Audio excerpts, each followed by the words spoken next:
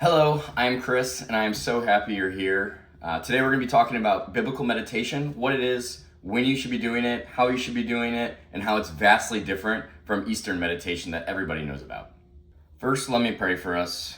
Lord, I pray that you open the hearts of the people listening. Help us understand your word more deeply. We come to you with a hunger for your word, to get to know you and to develop a saving relationship with you. We praise you, we bless you, and we want to be able to glorify you in our lives. We pray this in your name. Amen. So let's start off with a brief definition of what biblical meditation is. It's the active process of deeply pondering, reading, chewing on, absorbing God's word, and actively using it to shape your thoughts and your actions within your life. So the idea is to read the word of God and just churn on it and apply it to your life and be active when you're reading. Understand the grammar inside the text. Understand the wordage that God is portraying through the Holy Spirit, through the writers of the Bible, and really just grow to understand who God is, how much he loves you, all through his word right here. And now, when is the best time to meditate? Again, to answer that question, we're going to go right to the source of truth right here in the Bible and understand God's word. So turning over to Joshua 1:8, the Bible says, "This book of law," which is the Bible, "shall not depart from your mouth, but you shall meditate it on it day and night, so that you may be careful to do according to all that is written in it.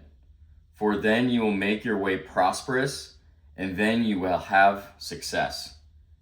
So God right here is saying, you should be meditating on the word morning and night, 2 times a day, churning on it all day. And by doing this, understanding God and understanding God's word, he will bring prosperity and he will bring success to your life. How magical is that? All right, now let's quickly talk about what biblical meditation is not. It is vastly different from Eastern ways of meditation. In Eastern meditation, the goal is to drain your mind, to remove your mind from the hustle and bustle of daily life and think about absolutely nothing for a period of time. Biblical meditation is to not drain your mind, but to instead fill it with the good word of God and then apply that throughout your entire life and the people around you, and just grow to love and adore God more. So to prepare meditating on scripture, you're going to want to ignore the distractions in your life. Go to your own room, close the door, remove any sort of distractions, like put your phone on do not disturb, quiet any sounds that are going on around the house.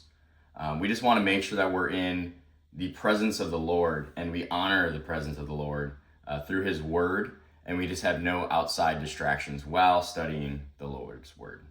So there's 6 steps to biblical meditation. And now we're going to walk through all of them with you, and hopefully by the end of this, you have a solid understanding of what biblical meditation is and you can go and apply it for yourself.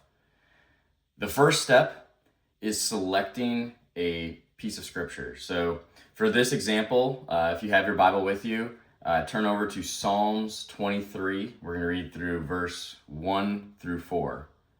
So the first step is to just read God's word. So let's go through that. "The Lord is my shepherd, I shall not want. He makes me lie down in green pastures. He leads me beside quiet waters. He restores my soul. He guides me in the paths of righteousness for his name's sake." So step 2 is pulling out super common words from that set of scripture. So something right there from the first verse. The word "my." The Lord is my shepherd. I shall not want. That "my" there is not just a general statement. It is a declaration of the intimate relationship that you have with your Lord and Savior. And as a shepherd, he leads you down the right paths, right? So earlier we talked about biblical meditation and how studying his word, how he would guide you to prosperity and success. This is a direct word of God saying that he is your shepherd and he will guide you. The rest of that sentence there says, I shall not want. You shall not want worldly things. You shall want a relationship with the Lord and have him guide you in the right direction. So you can go through the rest of this verse and break down each of the common things. So we see like in verses 2 and 3, there's the word he, his. That's something to recognize here, right? So it's the Lord, and then you go back to the first verse. It's the Lord, your shepherd. He makes you go towards greener pastures, the nicer lands, right? He leads you to go to calm waters and quiet your mind and focus on him. He restores your soul.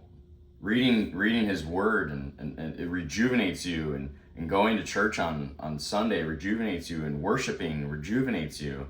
All these things are just studying and simmering in his word, right? He guides you down the path of righteousness for his name's sake. It's like the understanding that everything we're doing is to praise and glorify God's name. It's not to praise and glorify our name. It's to praise and glorify his name. Step 3 in biblical meditation is rewriting and visualizing what is happening in the text, right? So to help you visualize this text in plain English, imagine a sheep in the ancient Judean wilderness. The landscape is rugged, rocky, and often it's scorched by sun. Left to itself, the sheep will wander into thorns, fall prey to predators, but the shepherd knows exactly where the hidden springs are. He knows that one patch of the hillside where the green grass stays green, even in the drought. When the sun goes down and the shadows stretch long across the terrifying canyon floor, the sheep doesn't have to be brave. All it has to do is be close to his shepherd, the Lord God.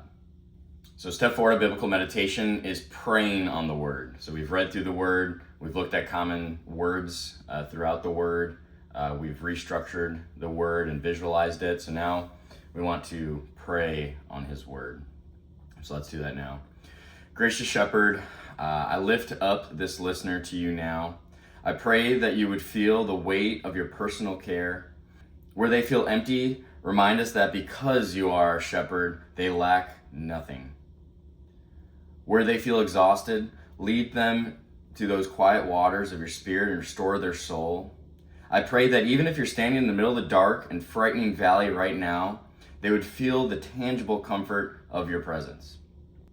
Let them hear the sound of your staff hitting the ground beside them, knowing you are alert, you are capable, and you are not leaving their side. Guide them in paths that honor your name, and let your peace, which surpasses all understanding, guide their heart and minds today. Pray this in your name. Amen. So step 5 to biblical meditation is proclaiming it, telling the people around you how great the word is and about the word that you just read and witnessed. So it's taking that word, going to your family members, leading your family in prayer, taking it into your community, your gym, like wherever you may reside day to day. It's taking that word and spreading it to the people around you.